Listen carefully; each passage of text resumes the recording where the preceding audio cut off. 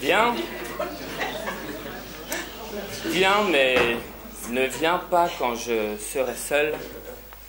Moi, qui ai tout choisi dans ma vie, je veux choisir la mort aussi. Moi, je veux mourir sur scène. Dalida, moi, je veux mourir sur scène. Alors, d'emblée, vous êtes surpris? Si, vous êtes surpris? Ne faites pas non de la tête, je vois. Vous êtes surpris parce que vous ne saviez pas que Dalida était aussi profonde. Du moins aussi profonde. J'ai pas été mené l'investigation non plus. Je dis ça, j'anticipe pour les gens du fond. On a aussi profonde qu'elle disait des choses aussi profondes. Parce que tout de suite, on peut passer à l'analyse. Moi, je veux mourir sur scène. Moi qui ai tout choisi dans ma vie, je veux choisir ma mort aussi. La mort de Dalida serait donc une mort choisie. Bon, c'est pas nouveau ça. Déjà dans La Fontaine, la fable Le vieil homme et la mort, il disait, La Fontaine disait vouloir sortir de la vie ainsi que d'un banquet, remerciant son hôte et confie son paquet. Alors, tout de suite, je dois rappeler, La Fontaine, c'est le XVIIe siècle, hein, parce que vous, je vous dis banquet, vous imaginez le banquet de l'Essec de Noël, où tu ressors, l'œil rougi qui a doublé de volume, parce que tu n'as pas réussi à esquiver la boulette de pomme de terre du mec d'en face, et une crotte de nez sur l'incisive gauche, parce que... Non.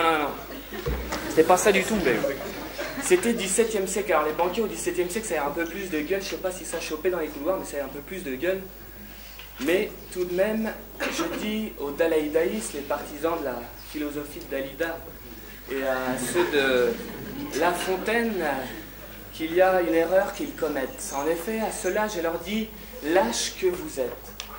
Car si Dalida voulait mourir sur scène au lieu de nous emmerder la vie avec ses chansons, elle avait qu'à se coller une bastos entre les deux yeux à l'issue de sa prestation chez Drucker, en évitant de dégueulasser son costard 3 pièces.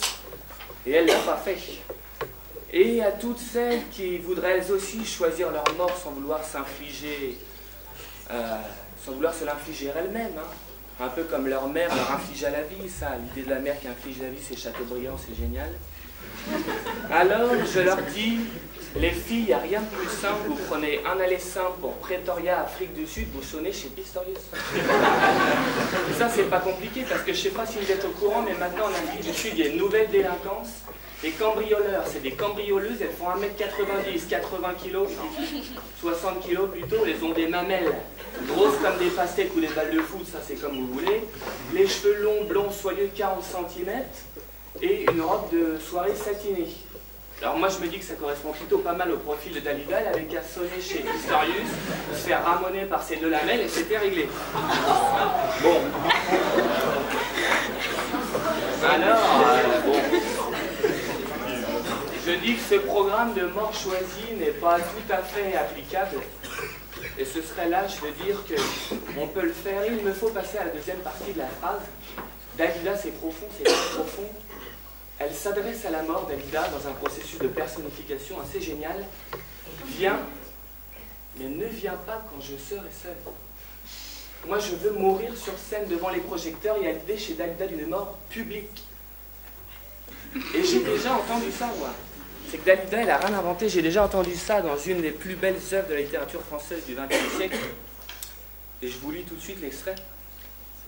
Pour que tout soit consommé, pour que je me sente moins seul, il me restait à souhaiter qu'il y ait beaucoup de spectateurs le jour de mon exécution et qu'ils m'accueillent avec des cris de haine.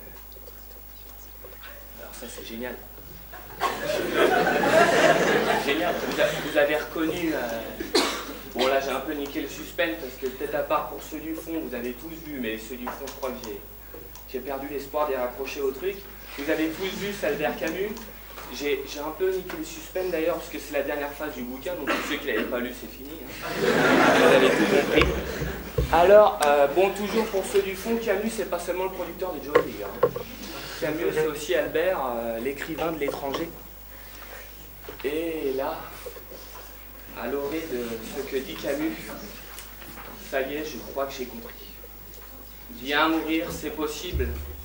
Et je crois même pouvoir dire ce que cela signifie. Bien mourir, ce n'est pas mourir d'une mort que l'on aurait choisie, au contraire. Bien mourir, c'est mourir sans s'y attendre. Mourir jeune, comme dirait Kesha, we're gonna die young. Tout à fait.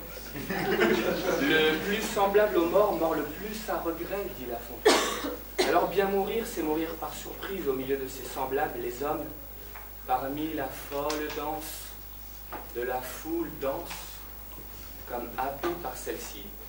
Car alors l'homme meurt d'une mort fraternelle qui, loin de l'éloigner de ses semblables, l'en rapproche. C'est de cette mort que j'aimerais mourir, et bien mourir même. Cette mort qui rappelle avant tout qu'on est toujours en vie, et tel Caligula dans l'œuvre d'Albert Camus, je voudrais que mes derniers mots fussent « Je suis encore vivant ».